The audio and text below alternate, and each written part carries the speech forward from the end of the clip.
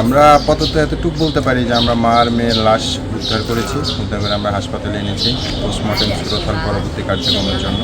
আর পুরো বিষয়টা সম্পর্কে আমরা বিভিন্ন সোর্স থেকে বিভিন্ন ধরনের তথ্য পাচ্ছি, কিন্তু এখন পর্যন্ত আপনাদেরকে সঠিক তথ্য জানানোর মতো সময় হয়নি। আমাদের তদন্ত চলমান, এই তদন্ত কার্যক্রম সম্পূর্ণ শেষ করে আমরা আপনাদেরকে বিষয়টা আবার ব্রিফ করব।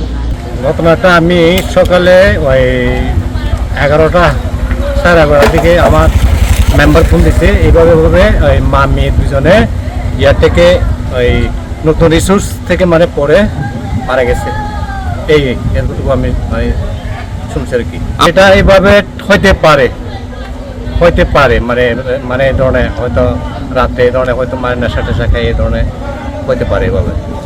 এখন এটা সুষ্ঠু তদন্তের মাধ্যমে এটা দোষীদের যাতে যে মানে শাস্তি যাতে হোক।